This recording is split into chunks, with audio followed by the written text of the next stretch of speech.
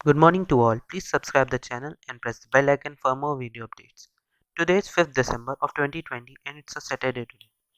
चलिए आज एनालिसिस शुरू करने से पहले कुछ क्वेश्चंस पूछ लेते हैं, आप उनका जवाब कमेंट सेक्शन में दें। जैसे पहला क्वेश्चन आता है, एनजीटी के रीसेंट चेयरमैन कौन है?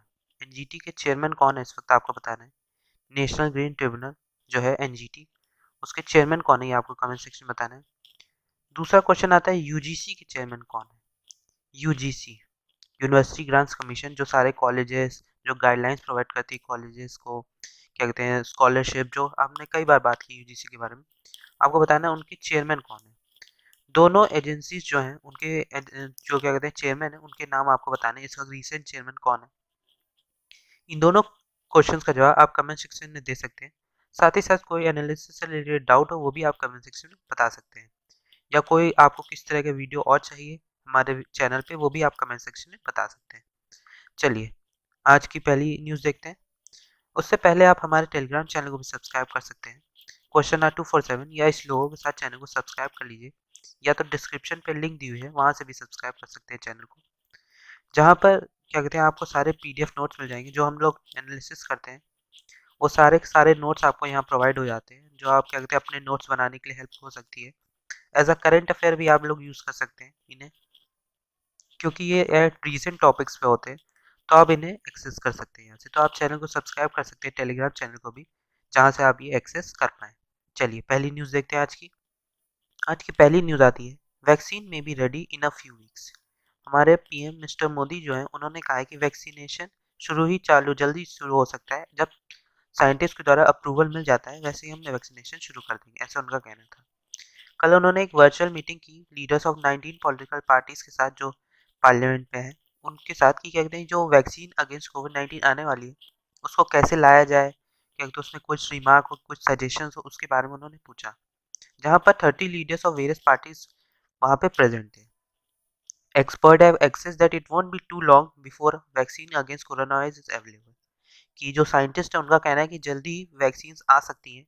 वही पीएम मोदी ने कल बताया। उन्होंने कहा कि वैक्सीन आते ही हम शुरू कर देंगे वैक्सीनेशन लोगों का। पहले हेल्थ वर्कर्स जो है, हेल्थ केयर वर्कर्स, उनको वैक्सीनेशन किया जाएगा। इसी तरह फिर उसके बाद जो पुलिस पर्सनल है उनको क्या कहते हैं इस तरह, फिर एज 50 वाले जो ऊपर वाले लोग हैं उनको वैक्सीनेशन। तो इस तरह से वैक्सीनेशन फेज वाइज होगा। तो देखना है क्या कहते हैं कि कब से वैक्सीनेशन शुरू होता है और कब तक पूरे कंट्री में वैक्सीनेशन हो पाता है। चलिए अगली न्यूज़ देखते हैं। अगली न्यूज़ आती है, farmers firm on repeal of agriculture laws. कि जो फार्मर्स हैं वो पूरी तरह से क्या कहते हैं अडिग हैं, कि कहते हैं कि वो एग्रीकल्चर लॉज जो लाए गए हैं तीन, क्या कहते हैं उनको पूरी तरह से ख़त्म किया जाए, ऐसा उनका कहना है। कि कहते हैं उन्हें रिपील कर दिया, वापस कर ले लिया जाए उन तीनों लॉज को। किसान मोर्चा जो क्या कहते हैं ऑर्गेनाइजेशन है, उसने कहा है कि वो भारत बंद करेगा ट्यूसडे को, मंगलवार को भारत बंद की उन्होंने घोषणा कर दी है। इसी फार्मर्स क्या कहते हैं फार्मर्स बिल से रिलेटेड ही आज का एडिटोरियल भी एक आया है, तो हम लोग देख लेते हैं।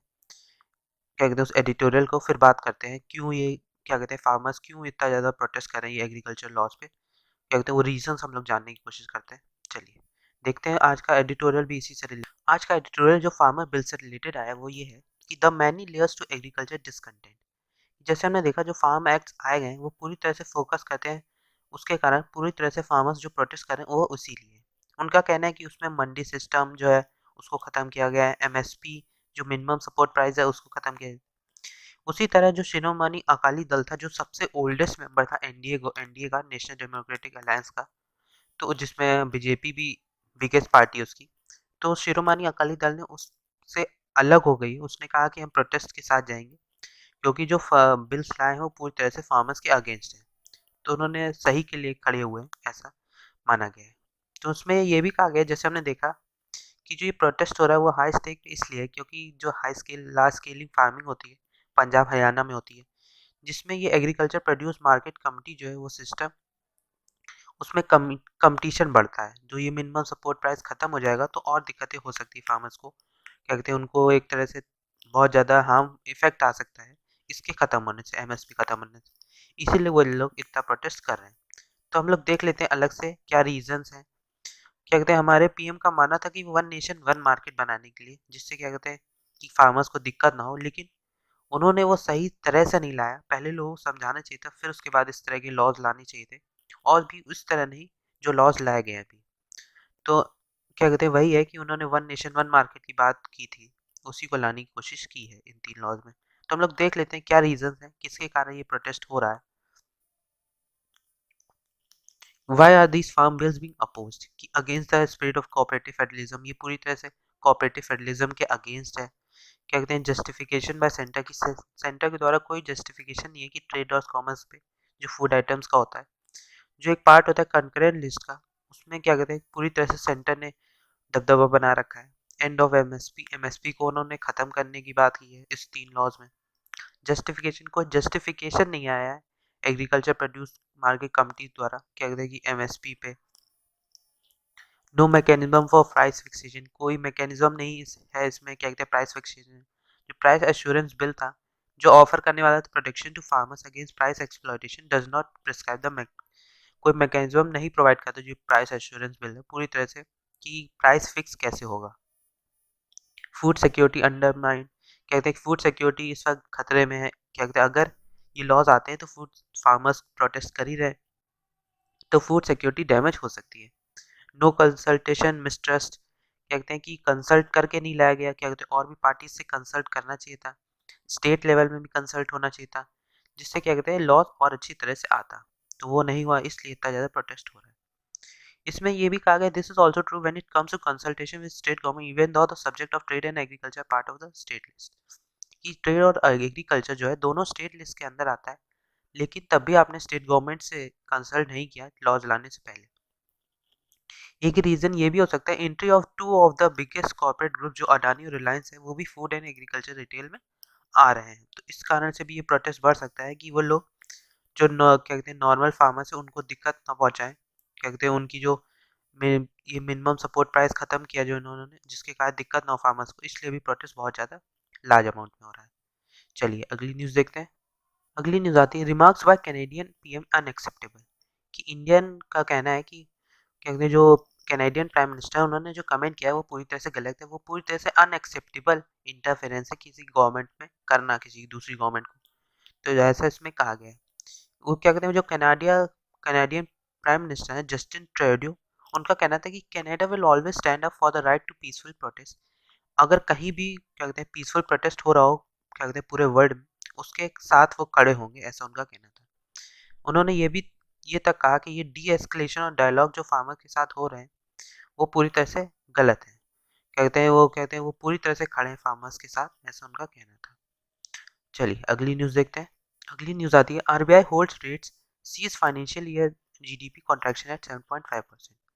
ये क्या कहते हैं आरबीआई ने फिर से फाइनेंशियल ईयर में देखा कि जीडीपी का कॉन्ट्रैक्शन 7.5% है इस साल भी, क्या कहते हैं इस महीने भी क्या कहते हैं फिर से कॉन्ट्रैक्ट किया है लेकिन उतना ज़्यादा नहीं कॉन्ट्रैक्ट हुआ है, क्या कहते हैं पहले तो 23% 18% ऐसे कॉन्ट्रैक्ट किया था पिछले महीनों में, तो इस महीने थोड़ा कम हुआ है।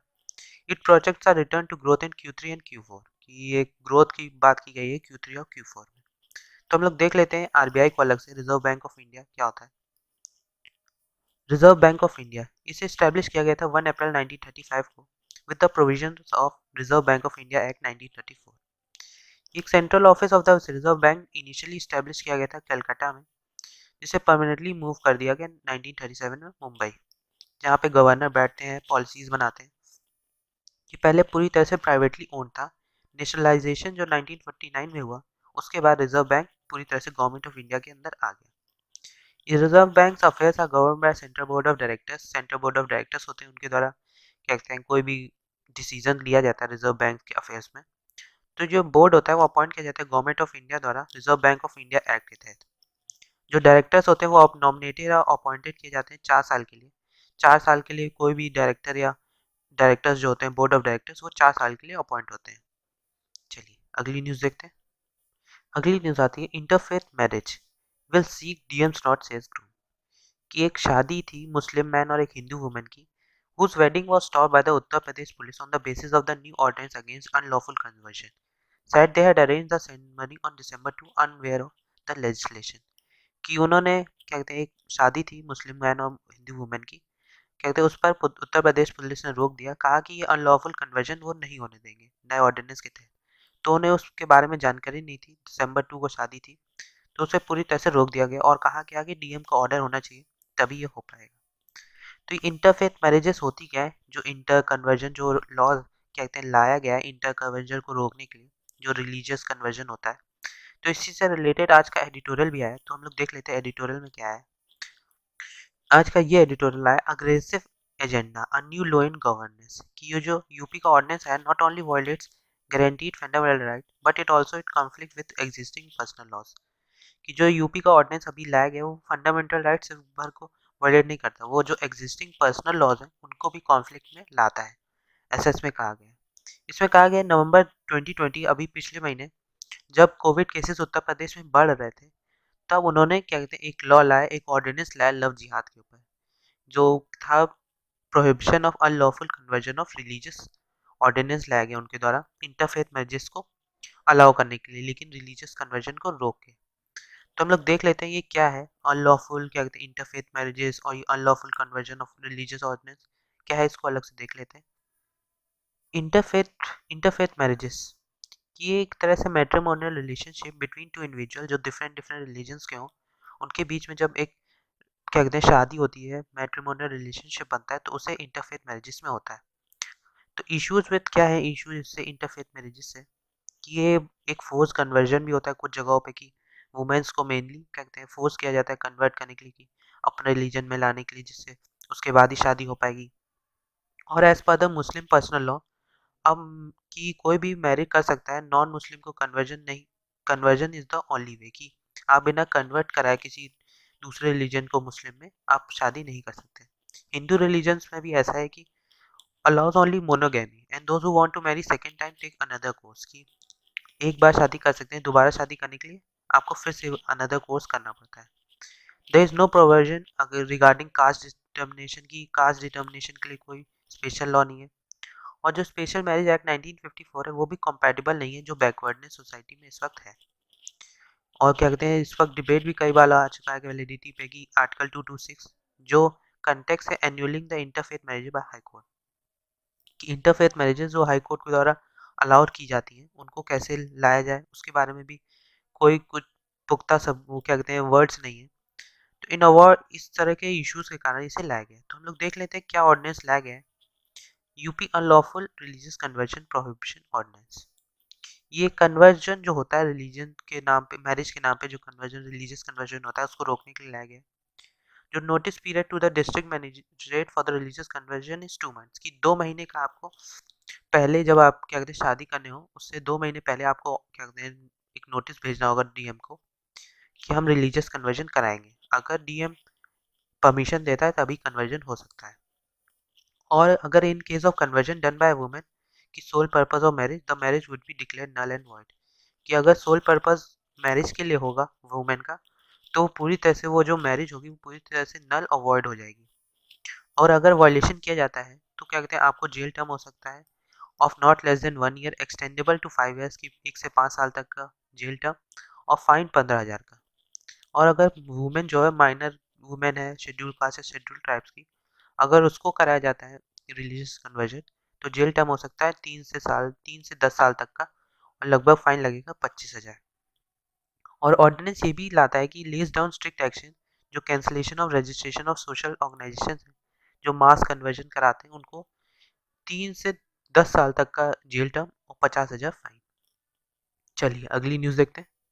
अगली न्यूज़ आती है verbal assurance on MSP not enough, की जो वर्बल एश्योरेंस एमएसपी पे आया था कि वो नहीं हटाएंगे एमएसपी को, वो हमें नहीं ज़रूरत है, हमें पूरी तरह से इन लॉज को रिपील किया जाए, ऐसा उनका कहना था। वरना वो प्रोटेस्ट फार्मर्स प्रोटेस्ट करेंगे रिपब्लिक डे तक, ऐसा बीकेयू का कहना है।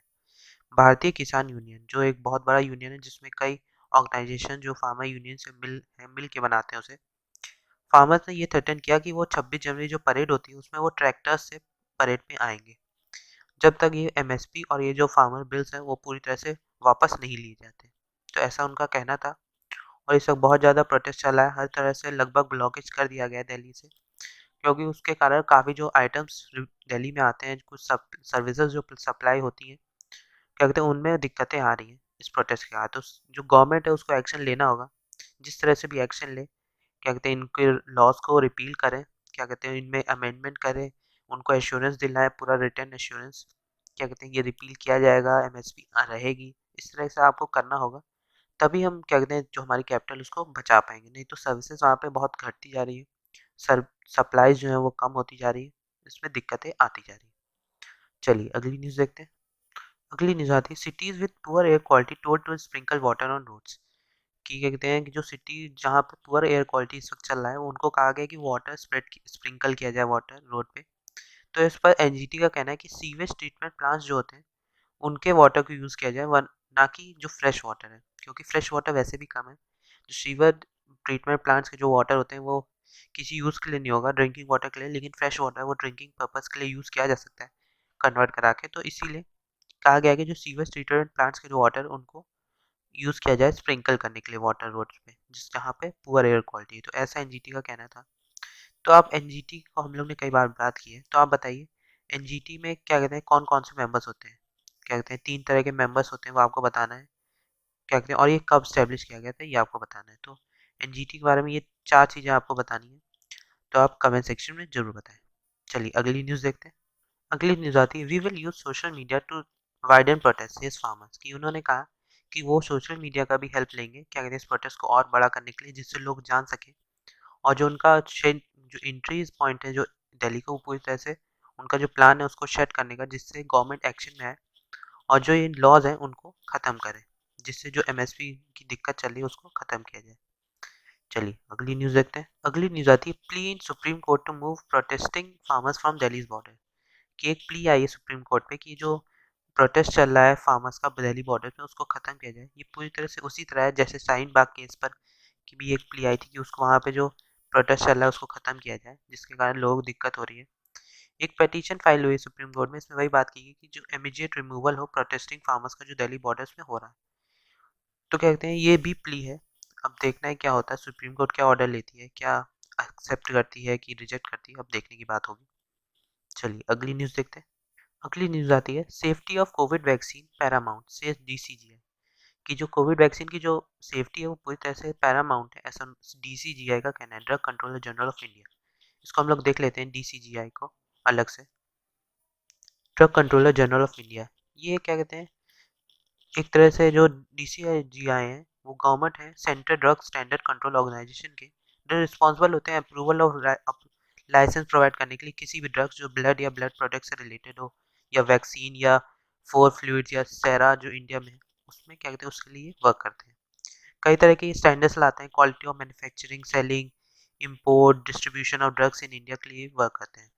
यह एक तरह से applet authority in case of any dispute regarding quality of drugs. ये कहते हैं प्रिपेयर करते हैं, मेंटेन करते हैं नेशनल रेफरेंस स्टैंडर्ड को। ये एक तरह से यूनिफॉर्मिटी लाते हैं enforcement of drugs and cosmetic acts को।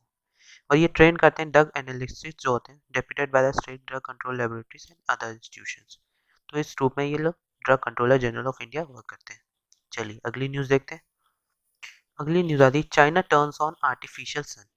कि न्यूक्लियर रिएक्टर क्या कहते हैं जो है वो प्रोवाइड करेगा पूरी तरह से क्लीन एनर्जी, ऐसा इसमें कहा गया कि चाइना सक्सेसफुली उसने पावर अप किया है एक आर्टिफिशियल सन के लिए, जो एक न्यूक्लियर फ्यूजन रिएक्टर होगा, जो फर्स्ट टाइम पहली बार ऐसा किसी द्वारा किया गया है, making a great advance in the countries nuclear power research capabilities. की इसके कारण उनका जो न्यूक्लियर पावर रिसर्च कैपेबिलिटीज है उसमें इम्प्रूवमेंट है और एडवांस फीचर्स उसमें उन्होंने जोड़े हैं। ये जो HL2M टोकामाक रिएक्टर है ये इंडिया का चाइना का लार्जेस्ट और most advance nuclear fusion experiment research device है। और एक तरह से ये आर्टिफिशियल सन के रूप में वर्क करेगा, क्योंकि ये क्लीन एनर्जी रिसोर्स के रूप में वर्क करेगा। तो ये एक तरह से आर्टिफिशियल सन है चाइना का, समझ लीजिए। चलिए आज के लिए इतना ही, थैंक यू वेरी मच। अगर आपने चैनल को सब्सक्राइब नहीं किया तो चैनल को सब्सक्राइब कर दें और प्लीज़ लाइक बटन जरूर दबा दें। Thank you very much.